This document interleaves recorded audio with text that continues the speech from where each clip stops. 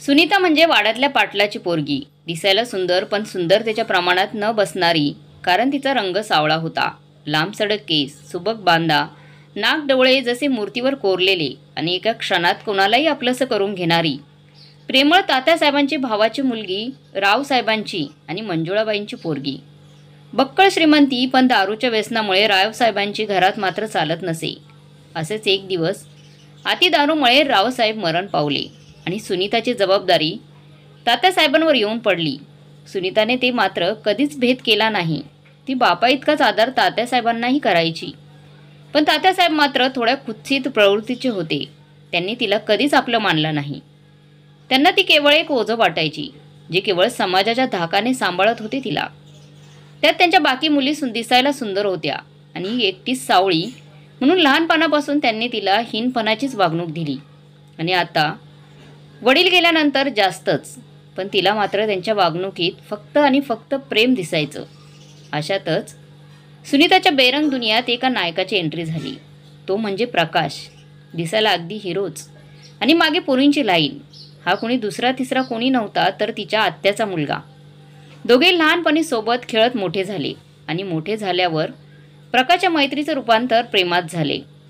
त्याचे प्रेम हळूहळू तिच्याही लक्षात येत गेलं आणि आपल्यावर कोणी मुलगा इतकं प्रेम करतोय या विचाराने सुनीता आनंदून गेली. त्याने स्पष्टपणे तिला लग्नाची मागणी घातली. पण हो नाही म्हणणे तिच्या हातात नव्हतं, कारण ती घरच्यांची बांधील होती आणि म्हणूनच प्रकाशने तिच्या घरच्यांशी बोलायचं ठरवलं. पण त्याआधी त्याने त्याच्या घरी एकदा विषय काढला आणि त्याचा सर्व आनंद एका क्षणात धुळीस मिळाला. आम्हाला ती काळी मुलगी सून म्हणून चालणार नाही आणि तू तिच्याशी लग्न करशील तर आम्ही तुला संपत्तीतला 1 रुपयासुद्धा देणार नाही. आता मात्र प्रकाशला विचार पडला, कारण त्याच्याकडे असलेली नोकरीसुद्धा बापाची होती. त्याने परत त्या संध्याकाळी सुनीताला भेटायला बोलवले. दोघेही नेहमीच्या ठिकाणी नदीकाठी भेटले. अगोदर त्याने तिला घट्ट मिठी मारली. तिचे केस हळूच कानामागे सावरले आणि नंतर सरळ सरळ तिला जे घडलं ते सांगितलं. मी माझ्या घरच्यांच्या पुढे जाऊन तुझ्याशी लग्न करू शकणार नाही, मला माफ कर, असं म्हणून तिथून तो निघून गेला. सुनीता मात्र खूप वेळ तिथेच उभी होती. तिला दुःख झालेलं ही पहिलीच वेळ नव्हती, पण यावेळी तिला जितका त्रास झाला तितका कदाचित कधीच झाला नसावा. तिने पाहिलेलं रंगबेरंगी स्वप्न क्षणात तुटून पडलं होतं. कसाबसा हुंदका आवरत तिने घरचा रस्ता धरला आणि रात्र करडतच काढली तिने. तिथून लगेच 3 दिवसांनी प्रकाशचं लग्न जुळलं आणि ही बातमी सुनीताला सुद्धा समजली. घरातले सर्व लोक लग्नाला उपस्थित होते, पण सुनीता मात्र तब्येतीचा बहाणा करून घरीच राहिली. प्रकाशनेही कसं तरी मन मारून मीराच्या गळ्यात मंगळसूत्र टाकलं, पण मनात मात्र सुनीता खोलवर घर करून बसली होती. तिकडे काही दिवसानंतर मीरा आणि प्रकाशचा संसार चालू झाला. मीरा तशी दिसायला फार सुंदर आणि प्रकाशने जे सांगितले ते ऐकणारी होती, पण तरीही त्याने मीराला अजून बायको म्हणून वागणूक दिली नव्हती.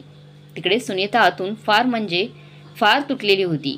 तिने आता एकटं राहणं सुरू केलं होतं. वेळ भेटलं ती या नदीच्या काठावर जाऊन बसे आणि कितीतरी वेळ एकटीच बसत राहायची. तिचे रूप तिच्या बहिणीकडून बघवत नव्हते आणि म्हणून त्यांनी वडिलांच्या कानावर टाकली ही गोष्ट.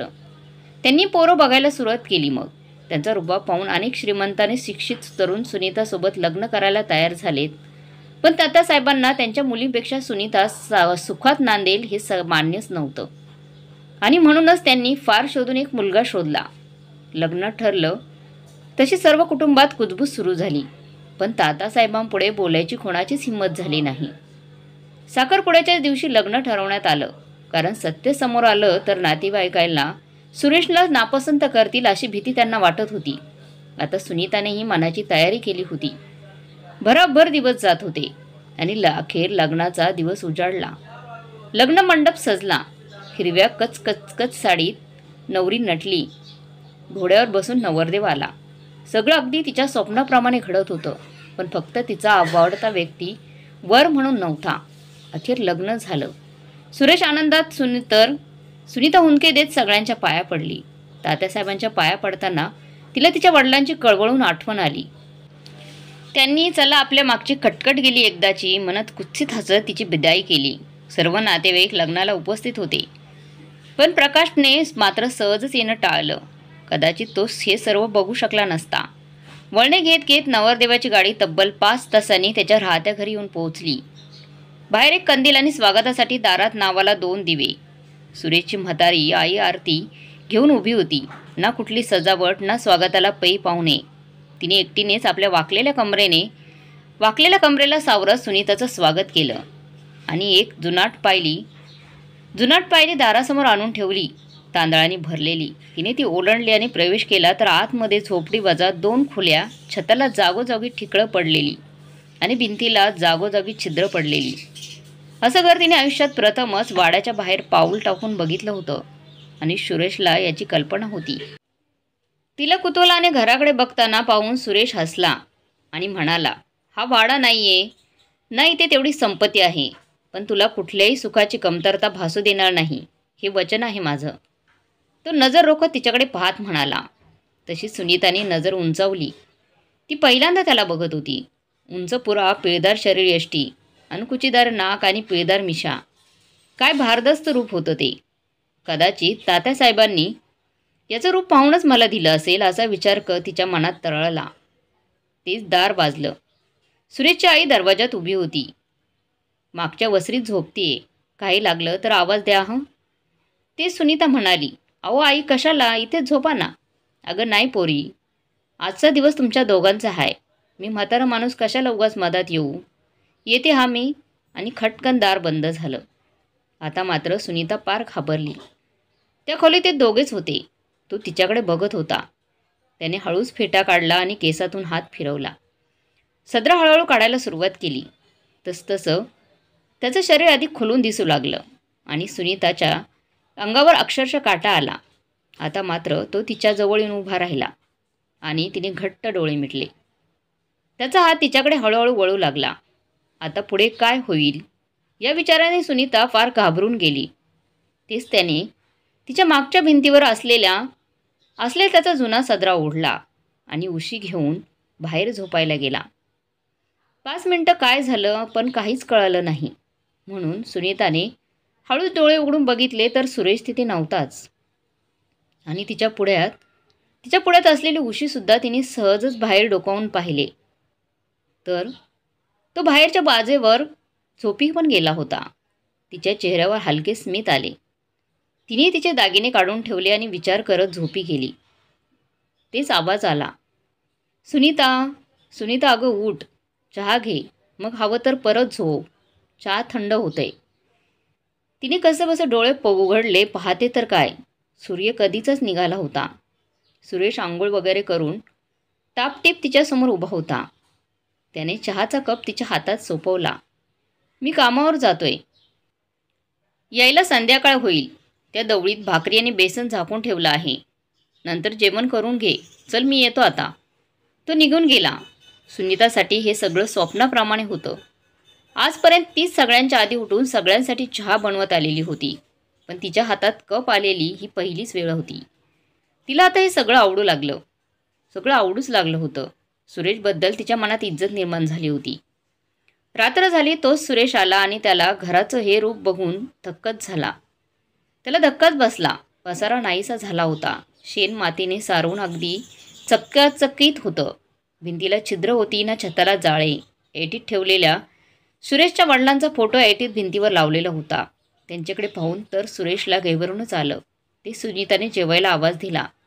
गरमागरम जेवण आहे, झालेलं आहे. त्याचे जेवण तुमचं वाट पाहते. कितीतरी दिवसानंतर त्याच्या नशिबात कोणी दुसऱ्यांनी केलेलं जेवण आलं होतं. अगं तुझं ताट कुठे? नको, मी जेवेल नंतर. आत्तापर्यंत अगोदर सगळ्यांना वाढायचं आणि नंतर एकटीने जेवायचं, पण आज मात्र तिला त्याचं ऐकवावंच लागलं.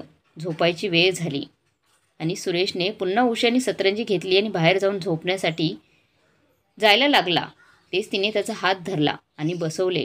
त्याच्या डोळ्यात पाहून लागलीच हलकेच त्याच्या मानेतून हात फिरवून छातीवर तिच्या बोटाने गुंजारू लागली. त्याने तिच्या कमरेवर हात फिरवत पोटावर यायला सुरुवात केली आणि तिच्या ओठांवर तीळ त्याने हळूच त्याच्या ओठात सामावून घेतला आणि हळूहळू दोघांचे कपडे गळून पडले. 2 शरीराचा मिलाप झाला. सुनीताचा प्रत्येक दिवस असाच सुखाने भरून जात होता. सुरेशच्या प्रेमामध्ये तिचं जीवन अगदी साखरेप्रमाणे विरघळून गेलं होतं. इतक्यात मोठ्या वाड्यात जे सुख आणि आनंद कधीच मिळालं नाही ते तिला झोपडीत भरभरून मिळत होतं. तेच एक दिवस ती घराची साफसफाई करत होती तर तिची नजर अलमारीच्या मागच्या एका सुटकेसवर पडली, जी लॉक होती. तिने ती हातात घेतली, व्यवस्थित पुसून घेतली आणि हात लावून निहाळू लागली. ते सुरेश आला. "ए सकू, काय करतेस ग? काय नुसतं काम?" "अहो काही नाही, बस जरा." झाडझूड काढली होती तर ही सुटकेस दिसली. "अहो काय आहे ह्या? भलतीच जड वाटते ती सुटकेस." "अगं काही नाही, जरा अडगळीचं सामान आहे. तू नको लक्ष देऊ. तिकडे इकडे ये, तुला एक गंमत दाखवतो." असं म्हणून सुरेशने तिला मिठीत ओढलं आणि विषय टाळून नेला. सुनीताने परत तो विषय काढला नाही. सुनीताचं जीवन अगदी आनंदात जात होतं. तेच तिला दिवस गेले. सुरेश आणि सुनीता दोघेही या बातमीने खूपच खुश होते. सुरुवातीचे 5 महिने सुरेशने अजून मेहनतीने काम केलं आणि सुनीताच्या दाखवण्यासाठी पैसे जमवू लागला. पण 6व्या महिन्यानंतर सतत तो आजारी पडू लागला. त्याचा चेहरा आणि शरीर दिवसेंदिवस अधिकच क्षीण वाटू लागलं. त्याला सुनीताची काळजी घेणंच त्याने सोडलेलं नव्हतं. कामावर जाणंही बंद केलं नव्हतं. सुनीताने जाब विचारल्यावर त्याने काही दिवस काम बंद असल्याचं सांगितलं. पण सुनीताचा विश्वास बसला नाही. तिने तो घरी नसताना त्याच्या सोबत्यांशी विचारपूस केली तर कळलं की सुरेशला कामावरून काढून टाकले. त्याच्या शरीराला आता काम सहन होत नाही आणि कित्येक लोकांकडे उधारी करून ठेवली त्याने. आजही सुरेश कितीतरी वेळ बाहेर होता. तिला त्याची कल्पना आली. ती त्याची वाट बघत बाहेरच थांबली होती. सुरेश आल्याच तिने प्रश्नांचा भडीमार सुरू केला. सुरेशला काय बोलावं हे सुचत नव्हतं. तो तिला काहीही कारण देऊ लागला. पण सुनीता काही केले ऐकायला तयार नव्हती. शेवटी चिडून त्याने तिच्यावर हात उचलला, पण मारले नाही. त्याचीच त्याला किळस आली. सुनीताच्या डोळ्यात अश्रू तरळले. सुरेश दरवाजात उभा असतानाच त्याला जबरदस्त चक्कर आली आणि कसाबसा भिंतीचा आधार घेत तो सावरला आणि खिशातून गोळी चाचपडत त्याने तोंडात टाकली. सुनीताने लगेच पाणी आणले आणि त्याच्याजवळ उभी राहिली आणि विचारले, कसल्या गोळ्या आहेत ह्या? सुनीताने प्रश्न केला. सकू, तुला माझ्यावर विश्वास आहे ना? सुरेश तिचा हात घेत बोलला. हो, किती आहे? सुरेशने प्रश्न केला. ती म्हणाली, स्वतःपेक्षा जास्त. झालं तर मग मला एक वचन दे. आजपासून तू मला कुठलाच प्रश्न विचारणार नाहीस आणि मी जे जे सांगेल ते सर्व तू ऐकशील. सुनीताला हे पटलं नाही, पण नाईलाजाने तिने स्वीकार केला. नंतर काही दिवस असेच गेले. आता सुनीताला 9वा महिना लागला होता. सुरेशची तब्येत अजूनच खालावली होती, पण त्याला सुनीताची चिंता वाटू लागली आणि म्हणूनच त्याने तिला माहेरी पाठवायचा निश्चय केला आणि तसं तिच्यापुढे बोलून दाखवलं. पण सुरेशची अवस्था पाहून तिने जायला सरळ नकार दिला. पण सुरेशने त्याची शपथ घातल्यावर मात्र तिला नाही म्हणणं कठीण झालं. शेवटी नाईलाजास्तव तिने जायची तयारी केली. जाताना सुरेशच्या हातावर तिने तिच्या हातातले 2 कडे टेकवले. त्या पैशात लोकांचं कर्ज आणि दवाखाना करायला सांगितला. सुरेशने नुसती मान डौलवली. परत मागे वळून तिने सुरेशला एकदा घट्ट मिठी मारली आणि डबडबत्या डोळ्यांनी त्याला निरोप दिला. सुनीता गेल्यावर सुरेशचे घराचे दार पक्के लावून घेतले. सुटकेस पुन्हा उघडली. त्यात एक फाईल होती. हातानेच त्यावेळी धूळ झटकून टाकली आणि त्यातले अक्षर वाचण्याचा प्रयत्न करू लागला. सुनीता माहेरी पोहोचली. तिला बघून तिच्या आईला आणि काकूला आनंद झाला. तात्यासाहेबांचा चेहरा मात्र उतरला होता. दिवसामागे दिवस जात होते. सुनीताची आई इथे खूप काळजी घेतली जात होती. खाण्यापिण्याच्या गोष्टींची काही कमी नव्हती, पण तिचं मन मात्र रमत नव्हतं. तिला सतत सुरेशची आठवण येत होती. तसं तडक जावं आणि सुरेशला जाऊन मिठी मारावी, त्याच्या तब्येतीची काळजी घ्यावी, असं तिला कितीतरी वेळा वाटे. पण नंतर त्याने तिला दिलेल्या शब्दाची आठवण होई आणि त्याच कारणाने ती पुन्हा आपलं मन रमवत असे. इकडे सुरेशची परिस्थिती काही वेगळी नव्हती. त्याची तब्येत अजूनच खालवली होती. आता काम बंद होतं, त्यामुळे औषधंसुद्धा बंद होत होती. सुनीताने जाता झाला दिलेल्या बांगडीच्या पैशातून कसंबसं 2 वेळचं जेवण भागत होतं. त्याची आई दिवस रात्र त्याच्याजवळ राहून त्याची काळजी घेत होती. पण त्याचा जीव मात्र सुनीताच्या आठवणीने कासावीस होत होता. पण कशीबशी मनाची समजूत घालवून दिवस लोटत होता. काही दिवस असेच गेले. पण त्यानंतर मात्र सुरेशने अन्नपाणी त्यागलं. त्याची ती अवस्था पाहून लोक हळहळ व्यक्त करू लागले. तेव्हाच त्याने त्याच्या एका मित्राला बोलावून एक पत्र लिहून घेतलं आणि ते सुनीताला पाठवण्याची विनंती केली. त्याने लगेच ते पत्र पाठवलं. 2 दिवसांत ते पत्र तिच्या घरी येऊन पोहोचलं.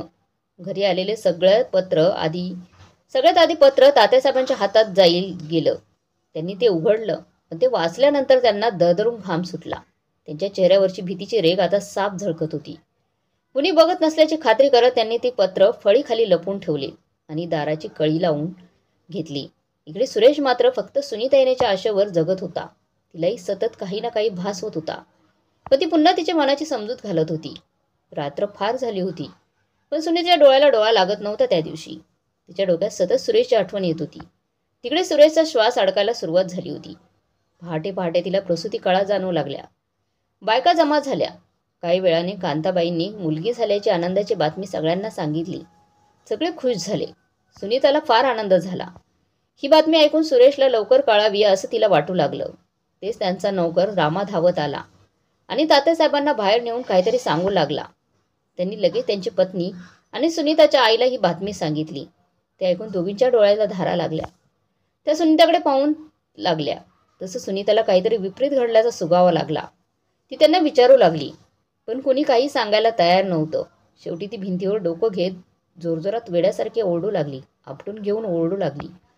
तेच तात्यासाहेब बोलू लागले, सुनीता सुनीता सुरेशराव गेलेत कायमचे. हे ऐकून तिच्या पायाखालची जमीनच सरकली. तिच्या सुखद जीवावर दुःखाचं भलं मोठं आभाळ कोसवलं होतं. काळ्याने तिला एक अशी जखम दिली होती जी कधी न भरणारी होती. सुरेशच्या अंत्यविधीसाठी सगळे सुनीताच्या सासरी जमले. एक दिवसाचं लेकरू पोटाशी कवटाळून बाळंतीण रणरणत्या उन्हात पाय टाकत होती. गळ्यातल्या डोरल्याची चमक अजून घटली नव्हती, पण नियतीने तिचं कुंकू नेहमीसाठी पुसलं होतं. नुकत्याच जन्मलेल्या त्या पोरीचा हात हातात घेऊन तिने सुरेशच्या चितेला अग्नी लावला. त्या अग्नीत फक्त त्याचा देह नाही तर सुनीताने पाहिलेले आयुष्यभराचे स्वप्न, तेच क्षणिक सुख सगळं जळून खाक झालं होतं. तिथलं विधी आटोपल्यानंतर ती त्यांच्या घराकडे वळाली. आता इथेच राहून सुरेशच्या आठवणी जपण्याचा तिने मनाशी ठाम निश्चय केला होता. ती दारात येऊन उभी राहिली. तेच तिची सासू ओरडली, हे सटवे आता कोणासाठी आली आहे इथं? ही पोर नाही तर राक्षसी नाही. जन्म झाल्याबरोबर बापाळाला गेलंही नाही. आता काय मला मारायला आली होय? चल निघ इथून. तू तुझी पोरगी घेऊन इथून कायमची चालती हो. आता काय बोलावं हे तिला सुचत नव्हतं. मुळात शक्तीच राहिली नव्हती. डोळ्यातले अश्रू पुसत पुसत सुनीता मागेरे फिरली आणि माहेरी परतली. एका क्षणात तिचं जीवन पुन्हा बेरंग झालं होतं. पोरीकडे पाहून ती कसं तरी मन रमवत होती. सुरेशची देवी फावर फार श्रद्धा होती. म्हणूनच मुलगा झाला तर गणेश आणि मुलगी झाली तर शारदा हे नाव ठेवायचं असं त्यांनी ठरवलं. तिने त्यात काही बदल न करता मुलीचं नाव शारदा ठेवलं. तिचं ते गोड हसू पाहून सुनीता सगळं काही विसरून जात होती. तेच एक दिवस झाडांना पाणी घालत असताना पोस्टमन काका सायकल उभी करून घरासमोर थांबले. त्यांनी तात्याबा साहेबांसाठी आलेलं पत्र तिच्या हातात टेकवलं. फार वाईट वाटलं जावयाची बातमी ऐकून. फार कमी वयात गेले ते. देव असं कोणाबरोबर ना करो, पण फार प्रेम होतं पोरी तुझ्यावर. इतकी तब्येत खराब असूनही तुला पत्र पाठवायला मात्र ती विसरले नाहीत बघ. पत्र? कुठलं पत्र? नाही, त्यांनी मला एकही पत्र पाठवलं नाही. तुम्हाला काहीतरी गैरसमज झालेला दिसतोय. अगं नाही, त्या दिवशी मी स्वतः तुझ्यासाठी आलेलं पत्र तात्यासाहेबांच्या हातात सोपवलं. नक्की काय झालं असेल त्याबद्दल तारा सुनीताच्या डोक्यात तुटू लागल्या. तिने तात्यासाहेबांच्या खोलीचा कोपरा शोधून काढला, पण तिच्या हाती काहीच लागलं नाही. शेवटी तिची नजर एका फळीवर पडली. तिने ते उचलून बाजूला केली. त्याखाली एक पत्र होतं. वरती तिचं नाव होतं. तिने ते उघडलं आणि वाचू लागली.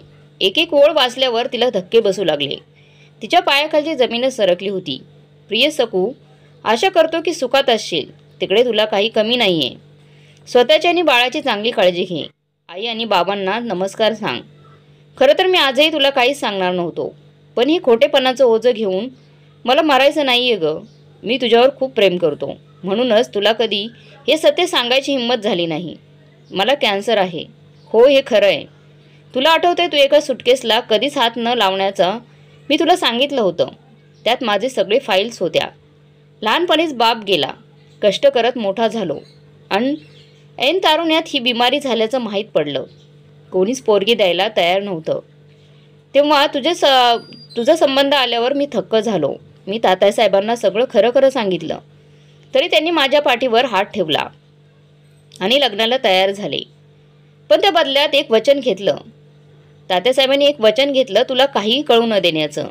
पण आता मात्र माझं मन या वचनात चिरडलं जातंय. मी उद्या असेल नसेल मला माहीत नाही, पण तू माझा द्वेष करू नकोस. मी तुझं जीवन खराब केलं याचा पूर्ण दोष मी स्वतःला मानतो. म्हणूनच तू माझी विधवा होऊन जगू नकोस. तू दुसरं लग्न कर आणि सुखाचा संसार थाट. आणि आपल्या बाळाला सांगू नको की तिचा बाप खोटारडा होता ते. तुला एकदा शेवटचं बघण्याची इच्छा माझी आहे. त्याच आशेवर मी अजूनपर्यंत जिवंत आहे. आशा करतो तू लवकरच येशील. तुझाच सुरेश. तिचे हात थरथर कापत होते. डोकं संतापाने दुखत होतं. तिने आपल्या खोलीचा रस्ता धरला आणि आतून कडी लावून घेतली. सुरेश वारल्यावर जितकी ती रडली नव्हती तितकी आज रडली. खरं तर दुःख याचं नव्हतं की सुरेशने सर्व लपवून ठेवलं. नाही, तात्यासाहेबांचा द्वेष होता. पण त्याने शेवटच्या भेटीसाठी बोलवल्यावरही तात्यासाहेबांनी फक्त सत्य समोर येईल म्हणून सगळं लपवून ठेवलं होतं. पण तिच्या हातात काहीच नव्हतं. तिचं काही ऐकायला सुरेश या जगातच नव्हता आणि तात्यासाहेबांसमोर काही बोलायची ही तिची हिंमतही नव्हती. असेच घुटमळत कसे तरी दिवस ती ढकलत होती. तात्यासाहेबांना एक जिगरी दोस्त होता. त्याचं नाव प्रभाकर होतं. बुद्धीने अतिशय तरबेज माणूस, फक्त परिस्थितीने मागे राहिलेला. तात्यासाहेबांचा कोणताही महत्त्वाचा निर्णय असो त्यात त्याचं मत असायचंच आणि तितकाच प्रेमळसुद्धा. त्याची बायको सीता ही तशी त्यांना मुलगी नव्हती म्हणून ते सुनीताला खूप जीव लावायचे. तिची घुटमळ त्यांच्या लक्षात येत होती. म्हणूनच प्रभाकरने एक दिवस तात्यासाहेबांसमोर तिच्या नोकरीचा विषय काढला. तिच्यासाठी नोकरीचा विषय काढला. शासनाकडून जेव्हा विधवा बायकांना अंगणवाडी सेविका म्हणून प्रोत्साहन मिळत होते, पण तात्यासाहेबांनी साफ नकार दिला. नेहमीप्रमाणे खानदानी नाव वगैरे गोष्टीचं लेक्चर त्यांनी झाडलं. प्रभाकरही हुशार होता. बघा तात्यासाहेब, हिला फक्त एक मुलगी आहे. आज ना उद्या ती मोठी होईल. निदान त्या दोघींचा खर्च त्याच्यावर चालेल आणि जर ती अशीच घरात बसून राहिली तर तुम्हालाच तिला पोसावं लागेल. पुन्हा तिच्या मुलीचं लग्नसुद्धा. म्हणून प्रभाकरचा तोडगा काम करून गेला. सुनीताच्या नोकरीला तात्यासाहेबांचा होकार मिळाला. या बहाण्याने का होईना सुनीता घराबाहेर पडू लागली, आनंदी राहू लागली. तो भयानक अपघात होऊन आता 2 वर्ष झाली होती. अशातच तिची एका अधिकाऱ्याशी ओळख झाली. तिची कमालीची शांतता, तिचे लांबसडक केस, तिच्या नजरेतला रोखपणा, तिच्या बोलण्यातला गोडपणा सगळा त्याला आवडला. सगळं घायल करण्यासाठी पुरेसा होता. इकडून तिकडून माहिती काढून त्याला तिच्या पहिल्या लग्नाविषयी समजलं. पण त्याचं प्रेम जराही कमी झालं नव्हतं. उलट तिच्याशी लग्न करून तिच्या मुलीची जबाबदारी घेण्याचा ठाम निश्चय त्याने केला. रविवारचा दिवस होता. तिच्या घराबाहेर एक 4 चाकी येऊन थांबली. सुनीता खिडकीत बसलेली होती. तेच गाडी पाहून झटक्यात उभी राहिली. त्यावरच चिन्ह पाहून ही गाडी त्या अधिकाऱ्याची असल्याचं कळायला तिला उशीर लागला नाही. ती झपाझप पावलं टाकीत खोलीत गेली. पण तिथे तात्यासाहेब पेपर वाजत बसले होते. ती दुसऱ्या खोलीत तशीच भिंतीला पाठ लावून उभी राहिली. तो घरात दिसायला मध्यम पण भारदस्त, पांढरा इन शर्ट केलेला आणि काळी पॅन्ट त्याला शोभत होती. पण सुनीता मात्र त्याच्या आकस्मिक येण्याने थक्क होती. त्याच्या मनात काय चाललंय याची मात्र तिला काहीही कल्पना नव्हती. त्याने तात्यासाहेबांना आपली ओळख सांगितली. त्यांनी त्यांना बसण्याचे इशारा केला. इकडे तिकडे न फिरवता तो सरळ मुद्द्यावर आला आणि तात्यासाहेब त्याच्याकडे एकसारखे बघू लागले. त्याच्या एक शब्दासोबत सुनीताच्या छातीची धडधड अजून वाढत गेली होती. मला सुनीताशी लग्न करायचं आहे. तिच्या मुलीची जबाबदारी मी स्वीकारेल आणि तिला कुठल्याही गोष्टीची कमी पडू देणार नाही. क्षणभर लालबुंद डोळ्यांनी बघितल्यावर तात्यासाहेब बोलू लागले. त्याचं कसं आहे ना साहेब, आम्ही खानदानी लोक आहोत. ही कुलटा सोडली तर आमच्या घरात कुणीच विधवा झालेली नाही आहे आणि आता हीच परत लग्न करून मला आणखी पाप करायचं नाही आहे. वेळ आलीच तर मी माझ्या हाताने हिचा गळा दाबेल, पण हिच्या गळ्यात मंगळसूत्र पडू देणार नाही. तुम्हाला इतकीच खास सुटली असेल तर गावातल्या वेशापुऱ्यात जाऊन या. पुन्हा हिच्याकडे नजर वर करून बघितलं तर दोघांचे डोके नक्कीच धडावेगळे होतील. तात्यासाहेबांचे बोलणे ऐकून त्या अधिकाऱ्याने लगेच काढता पाय घेतला. सुनीता त्याचं बोलणं ऐकून पुरती थक्क झाली होती. हे सगळं तिला अनपेक्षित होतं. त्याचं सुनीतावर प्रेम नव्हतं अशातलाही भाग नव्हता. पण तात्यासाहेबांचा तो अवतार बघून त्याला त्यांच्या मानसिकतेची जाणीव झाली होती आणि तो म्हणजे पांढरा पेशी माणूस इतका आकाश तांडव त्याला करता येत नव्हतं. गाडी निघाली तसेच तात्यासाहेबही झटक्याने उभे राहिले आणि सुनीता म्हणत जोरजोराने ओरडू लागले. त्यांच्या आवाजाची तीव्रता पाहून तिला समोर येणाऱ्या वादळाची अनुभूती झाली. ती झपाझप पावलं टाकत तिच्या खोलीत जाऊन बसली. आतली कडी घट्ट लावून घेतली. तिच्या मागोमाग तात्यासाहेबही येऊन पोहोचले. जोरजोरात दरवाजावर धापा टाकू लागले. त्यांच्या पुढे दाराच्या कडी निसटली. सुनीता भीतीने थरथर कापत होती. मागे पुढे न बघता त्यांनी जोराची एक थापड तिच्या कानाखाली लगावली. ती तिची बाजू मांडत होती, पण ऐकून घेणारं कोण होतं? त्यांनी दाराजवळची मोठी काठी उचलून त्याने तिला जोरजोरात मारू लागले. घरातील सर्व आवाजाने धावत आले, पण आडवं जाण्याची हिंमत कुणाचीही नव्हती. तो तिचा भाऊ पुढे आला. सुनीलाला थोडासा धीर आला, पण झालं उलटंच. त्याने तिचे केस धरून धडाधड भिंतीवर आपटायला सुरुवात केली. शारदा आवाजाने रडत होती, पण त्या राक्षसांना दया नव्हती. शेवटी पुष्कळ मारून झाल्यानंतर त्यांनी तिला आणि शारदाला रात्री तब्बल 10 वाजता घराबाहेर काढून दिलं. तिच्या चारित्र्यावर वाईट वाईट आरोप लावले आणि दार बंद केलं. रात्रीच्या अंधारात अंगावर कित्येक जखमा घेऊन, लहान लेकरू हातात घेऊन ती तशीच उभी होती. त्या जखमांपेक्षा जास्त त्रास तिच्यावर केलेल्या आरोपांचा होत होता. ती वाऱ्याच्या वेगाने चालू लागली. तिची पावलं एका निर्जन स्थळी येऊन थांबली. तो एक नदीचा किनारा होता, तोच जिथे ती आणि रमेश नेहमी भेटायचे. तिला अश्रू अनावर झाले. एक तो दिवस होता आणि आजचा दिवस. किती बदललंय सगळं. जर माझे घरचेच लोक माझ्यासाठी, ज्यांच्यासाठी मी सगळं सोडलं, रमेशला सुद्धा तेच मला इतकी वाईट वागणूक देत असतील, तर माझं जगून काय उपयोग. सुरेशराव, मी येत आहे तुमच्याकडे, नेहमीसाठी तुमची व्हायला. आणि तिने पोरी सकट जीव देण्याचा निश्चय केला आणि मोठ्या हिमतीने डोळे बंद केले. ती उडी मारणार तेच मागून जोरजोराने आवाज येत होता. थांबा, ओ थांबा, काय करताय, प्लीज थांबा. ती मागे वळून पाहू लागली आणि मोटरसायकलवर रोडवर कुणीतरी तिच्या दिशेने ओढत होतं. ती त्या अंधारात त्या आवाजाला ओळखण्याचा प्रयत्न करू लागली, पण तो दूर असल्याने तिला ते शक्य झालं नाही. इतक्या रात्री स्वतःहून घरातून काढून दिल्यावर तिला परत घ्यायला कोणी येणं अनपेक्षितच नव्हतं. तो व्यक्ती जसजसा जवळ येऊ लागला तशी तिची उत्सुकता अजूनच वाढू लागली. आता त्याचा आवाज तिला स्पष्ट ऐकू येत होता. तिचं मन बोललं तोच आहे, पण तो इतक्या दुरून रात्री अपरात्री इथे कशाला येईल, म्हणून ती त्याचा चेहरा स्पष्ट दिसण्याची वाट पाहू लागली. तो जवळ आल्याने तिच्या काळजात धस्स झालं. हो, तोच होता, तिचं पहिलं प्रेम. याच किनाऱ्याच्या साक्षीने त्यांनी कित्येक स्वप्न पाहिली होती.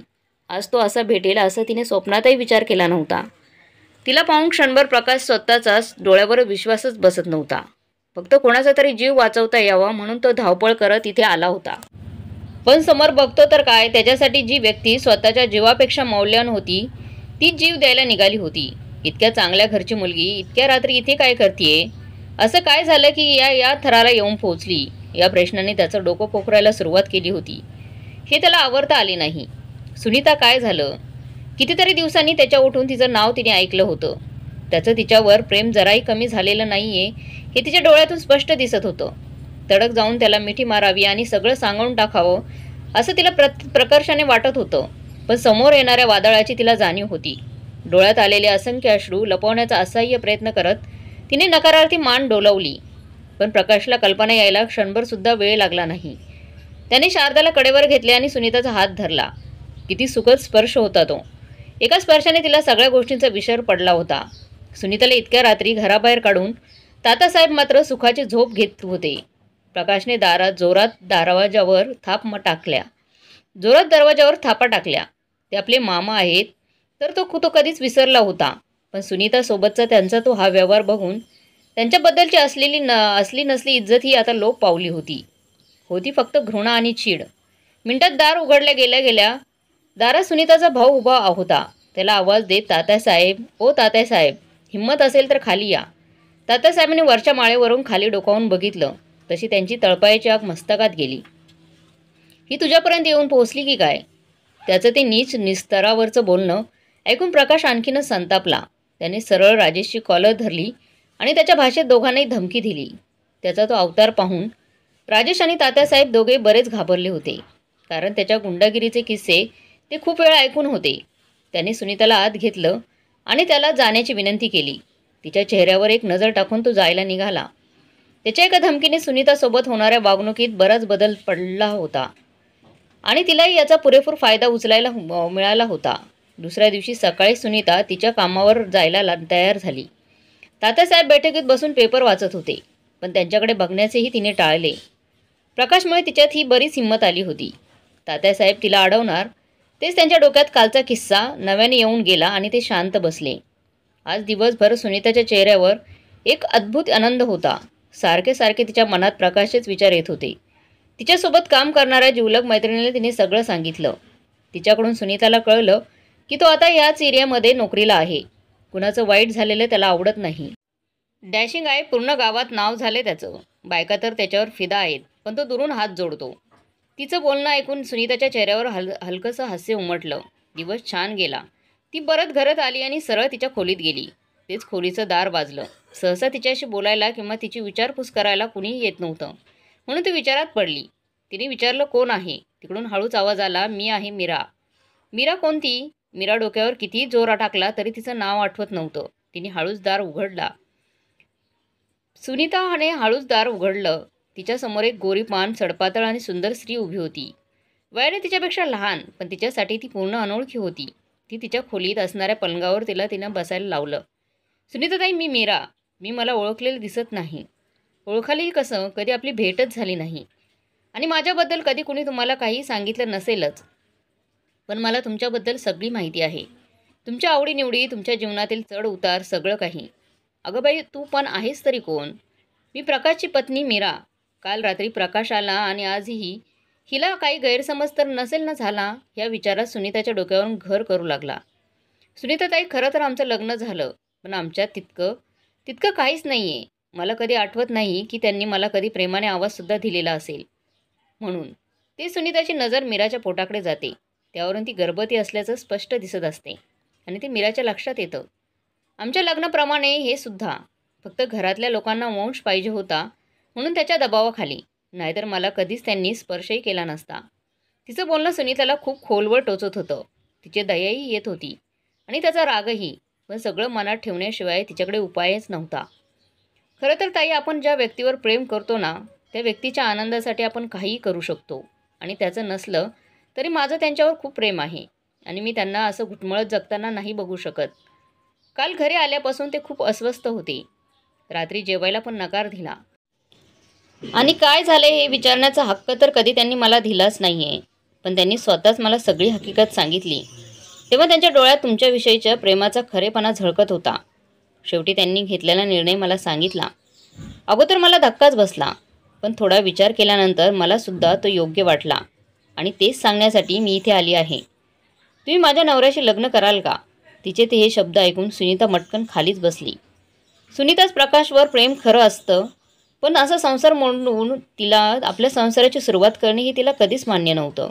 पण ही मीराला समजावून सांगणं सोपी गोष्ट नव्हती आणि म्हणूनच ती सरळ त्याचं, जरी तिच्यावर प्रेम असलं तरी माझं त्याच्यावर प्रेम नाही आणि मी त्या माणसासोबत संसार करण्याचा विचारही करू शकत नाही आणि स्वप्नातही करू शकत नाही, असंच ती सांगते.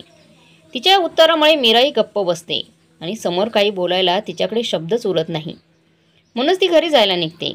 ती गेल्यावर सुनीता आपल्या खोलीचा दरवाजा पुन्हा घट्ट लावून घेते आणि तिला रडू आवरेनासं होतं. तिचं प्रकाशावर जीवापाड प्रेम होतं, पण लग्न होऊ शकलं नाही. ज्याच्याशी लग्न केलं त्याच्यावर प्रेम केलं, पण काळाने त्याला हिरावून घेतलं. आणि आज पुन्हा जेव्हा प्रकाश तिच्या आयुष्यात परत आला, तर अशा परिस्थितीत जिथे तिला पुढे जाणं आणि मागे येणं शक्यच नव्हतं. खरं तर तिच्या इतकं खडतर आयुष्य नियतीने कोणालाच लिहिलं नसावं.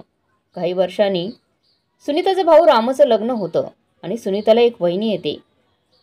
तिच्या येण्याने सुनीता खूप आनंदात असते, पण तिच्या मनात सुनीताविषयी खूप घृणा असते.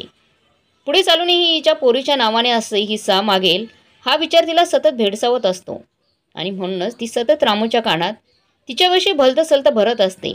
आणि म्हणूनच तो एक दिवस तात्यासाहेबांसमोर हा विषय मांडतो की सुनीता इथेच राहिली तर आपलं नुकसान आहे. त्यापेक्षा कुणीही येरागेरा बघून हिला मार्गी लावून देऊ. आणि दुसऱ्या दिवशी पाहुण्यांना बोलवलं जातं. तिला मात्र याचं कानोकान खबर नसते. तिला फक्त नवी साडी नेसायला सांगितलं जातं. ती वारंवार कारण विचारते, पण कोणीच काहीच बोलत नाही. तितक्यात पाहुणे येतात. रामू त्यांच्याशी बोलायला पुढे जातो आणि इकडे वहिनी तिच्यावर आवाज वाढवते. आता मात्र सुनीताला काय होणार आहे याचा अंदाज लागतो आणि ती हातातील साडी झटक्याने फेकून तिच्या खोलीकडे वळते. तसेच तात्यासाहेब तिच्या मागे जातात आणि आवाज चढवून तिला मारायला हात उचलतात. तेच त्यांची पत्नी मध्येत पडते आणि आज नंतर कुणीही सुनीतासोबत जबरदस्ती केली तर माझ्याहून वाईट कोणीच नाही म्हणून सांगते. इतक्या वर्षात तिने पहिल्यांदाच तात्यासाहेबांसमोर बोलण्याची हिंमत दाखवलेली असते, कारण तिला या राक्षसांना सुनीताचं आयुष्य आणखी उद्ध्वस्त करू द्यायचं नसतं. आणि त्या दिवसानंतर तिच्या लग्नाचा विषय घरात कुणाच्याच तोंडून निघत नाही. काही काळ लोटला जातो. तिची मुलगी शारदा आता हळूहळू मोठी होऊ लागते. सुनीताप्रमाणेच तिलाही सगळ्यांना आपलं नाव करून घेण्याची हौसच असते. प्रेमळ स्वभाव तिला आईकडूनच मिळालेला असतो. ती सगळ्यांवर जीवापाड प्रेम असतं, पण सगळ्यांसाठी ती फक्त एक फुकट मिळवलेली कामवाली असते आणि हे कित्येकदा त्या दोघींच्याही लक्षात येत असतं. पण त्या सगळं आपलेच म्हणून दुर्लक्ष करतात. शारदासाठी मुलगा बघायला सुरुवात झालेली असते. ही जबाबदारीसुद्धा सुनीताच आपल्या खांद्यावर उचललेली असते तिने. आणि गावातला एक होतकरू मुलगा बघून त्याच्याशी तिचं लग्न लावून देते. लग्नाचा अख्खा खर्च तिने आत्तापर्यंत जमा केलेल्या पैशातून ती करते. शारदा आणि विजय गुण्यागोविंदाने नांदू लागतात. काही दिवसांनी शारदा सुनीतालाही आपल्यासोबत घेऊन जाते. जावई आणि पोरीमध्ये सुनीता खूप आनंदात असते. आणि इकडे पाटील वाड्यात मात्र नुसती उदासीनता पसरलेली असते. आधी फक्त शौक म्हणून दारू पिणारा रामू मूलबाळ होत नसल्यामुळे आता पूर्णतः दारूच्या आहारी गेलेला असतो. सुनीता त्याला समजावण्याचा खूप प्रयत्न करते, पण तो ऐकत नसतो. इकडे त्याची ही स्थिती पाहून तात्यासाहेबही खूप चिंतेत असतात. काही दिवसांनी त्यांची तब्येत अचानक खूप खराब होते. सुनीता त्याला दवाखान्यात घेऊन जाते. खूप प्रयत्न करूनही काही हाती लागत नाही आणि शेवटी तिच्या मांडीवरच तो आपला जीव सोडतो. मुलाच्या जाण्याने दुःखानेच तात्यासाहेबांच्या दोन्ही पत्नीही एकामागोमाग एक स्वर्गवासी होतात. तात्यासाहेब खूप साऱ्या रोगाने त्रस्त होतात. त्यांना जगणं असह्य झालेलं असतं, पण मरणामागून सुद्धा मरण मिळत नाही. त्यांच्या सुनेनं तर त्यांना कधीच घराबाहेर काढलेलं असतं आणि त्यांची सगळी जबाबदारी सुनीताने स्वीकारलेली असते. तिचे हे प्रेम बघून त्यांना कितीतरी वेळा गहिवरून येतं, पण सुनीता मात्र हसत हसत त्यांना समजावून सांगते. काही दिवसांनी सुनीताच्या कुशीतच तात्यासाहेबांचाही जीव जातो. काही वर्ष आधी भरगच्च दिसणारा पाटीलवाडा आता मात्र सुनसान झालेला असतो. वाड्यात फक्त रेखामाईनी सुनीताची आई दोघीच उरलेल्या असतात आणि त्याही नाम मात्र जिवंत. आपल्या नवऱ्याच्या आठवणीत त्या रोज रोज मरत असतात. तिने सुनीतासोबत केलेल्या वाईट वागणुकीचंच हे फळ असेल याची तिला सुद्धा जाणीव असते. पण सुनीताच्या मनात मात्र कुणाविषयी द्वेषच नसतो. ती आपल्या मुली आणि जावयाचा संसार बघून खूप आनंदात असते. शारदाच्या दिराचं नुकतंच लग्न जुळलेलं असतं आणि त्याचीच लगबग सुरू असते. शेवटी लग्नाचा दिवस येतो. सगळे खूप खुश असतात. लग्न आटोपत आणि नवरी सरळ चालत सुनीताजवळ येऊ लागते. सगळी पाहुणे मंडळी थक्क होतात.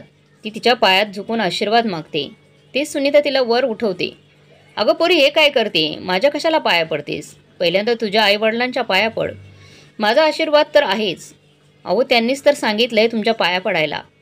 सुनीताला या गोष्टीचा काहीच तर्क लागत नाही. म्हणून तिचे आईबाबा नक्की कोण म्हणून इकडे तिकडे ती बघू लागते. ते समोर त्या दोघांना बघून ती थक्क होते. समीर, मीरा आणि प्रकाश उभे असतात. पोरी, म्हणजे तू मीराची मुलगी आहेस? हो. तिला आलिंगन देत सुनीता भरभरून आशीर्वाद देते तिला आणि मीरा आणि प्रकाशकडच्या दिशेने वळते. तिला आपल्याकडे बघताना बघून प्रकाश नजर लपवत बाजूला सरकतो. सुनीताच्या मात्र ते लक्षात येतं. ती मीरासोबत काही बोलू लागते. नवरदेव नवरी बाकी पाहुण्यांचे आशीर्वाद घेत असतात. प्रकाश तिला निहाळत असतो. आज कितीतरी वर्षांनी ती समोर दिसलेली असते. त्याला त्याच्या डोळ्यात तिला समावून घ्यायचं असतं. तेच मीराच्या पाठीमागच्या भिंतीवरच्या आरशात सुनीताला स्पष्ट दिसत असतं आणि सौम्य आवाजात गाणं वाजत असतं. माना की हम यार नहीं. ते सुनीता आणि प्रकाशची नजर होते आणि एक क्षणभर दोघे वाहून जातात. त्या क्षणाला त्यांच्या इतकं आनंदी कोणीच नसतं. पण लगेच दोघेही भानावर येतात. मीरा मात्र हे सगळं पाहूनही त्यांच्याकडे दुर्लक्ष करत असते. लग्न संपतं आणि सगळे आपापल्या घरी येतात. त्या दिवशी मात्र अख्खी रात्र सुनीता जागीच असते. तिच्या मनात फक्त प्रकाशचे विचार येत असतात, पण ती ते धुडकावून लावत असते. कारण तिच्या दृष्टीने आता असा विचार करणे सुद्धा पाप असते. पण मनाचं काय? त्याचा आणि वयाचा काय संबंध? ते तर आजसुद्धा त्यांच्या शेवटच्या भेटीत अडकून पडलं आहे. सकाळी पहाटे पहाटे तिला थोडी झोप लागते. ते शारदा उठवायला येते. आई, अगं आई, उठ ना. बघ ना किती वेळ झालाय. आपल्याला बाहेर जायचं, एक अर्जंट काम आहे. अगं कसलं काम आहे? आई, एक काम, तू फक्त लवकर तयार हो, मी आवरते सगळं काम. बरं मॅडम, तुम्ही जसं म्हणाल तसं. आणि आई ऐक, ही साडी नेस. आणि ती डार्क निळ्या रंगाची साडी तिच्या हातात सोपवते. अगं पण ही कशाला? मी नेसते दुसरी सिंपल साडी. काही सिंपल वगैरे नाही. तू ही साडी घालायची म्हणजे घालायची. बरं बाई. थोड्याच वेळमध्ये आंघोळ करून ती बाहेर येते. या आई, तुला माहिती का तू किती सुंदर दिसतेस? फक्त एक कमी राहिली आहे, थांब मी आलेच. आणि शारदा रूममधून गजरा आणून तिच्या हाती ठेवते. अगं आता हे काय नवीन? आता हे गजरा वगैरे मी काही लावणार नाही बघ. इतकं काय आज? नाही आई, आज तुला गजरा लावावाच लागणार आहे. बघ, तुला माझी शपथ आहे. मग काय, शारदाच्या हट्टापुढे तिला गजरा लावावाच लागतो. आज कितीतरी वर्षांनी सुनीताच्या डोक्याभोवती जबाबदारी आणि चिंतेचं वाटोळं सोडून गजरा माळलेला असतो. आज हळूवारपणे आरशात स्वतःला निहाळत असते. नाहीतर स्वतःचं रूप ती कधीच विसरली होती. ते शारदा येते आणि ते दोघी बाहेर जाण्यासाठी निघतात. अगं शारदा, सांग तरी कुठे आपण जातोय ते? अगं आई थांब ना, पोचल्यावर कळेलच तुला कुठे जातोय ते. नाईलाजास्तव सुनीता शांत बसते. थोड्याच वेळामध्ये गाडी एका मंदिरासमोर येऊन थांबते आणि ते मंदिर बघून सुनीता थक्क होते. तिच्या कितीतरी आठवणी असतात तिच्या या मंदिरात. तिच्या पहिल्या प्रेमाची साक्ष असते हे मंदिर. ती समोर चालून येते, त्या मंदिराची एक एक पायरी तिला पुन्हा आठवण करून देते तिच्या आयुष्यातील सोनेरी क्षणांची, जे नंतर कधीच परत आले नाहीत. दोघेही मंदिराच्या आत येऊ लागतात. तेच मीराची मुलगी प्रियांका तिला दिसते की ती सुनीताच्या जवळ येते आणि तिचा हात धरून तिला आत नेऊ लागते. हे नक्की काय होते हे सुनीताला कळायच्या आतच तिला प्रकाश समोर वर दिसतो. ती पार गोंधळून जाते.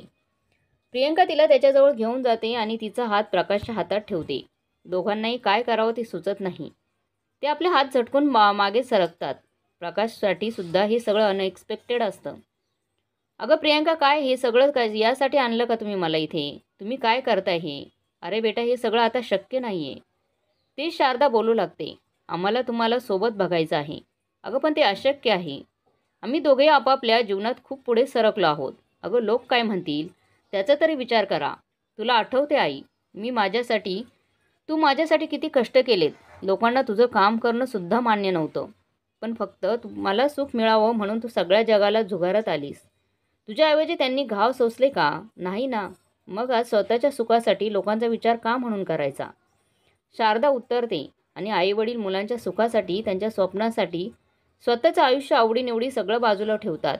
मग मुलांनी त्यांचा विचार केला तर त्यात वाईट काय आहे? प्रियंका प्रकाशला समजावत बोलते. तेच मीरा समोरून येते आणि प्रकाशचा हात सुनीताच्या हातात ठेवत प्रकाशच्या डोळ्यात बघत बोलते. आणि खऱ्या प्रेमाचा शेवट नेहमी सुखानेच व्हावा.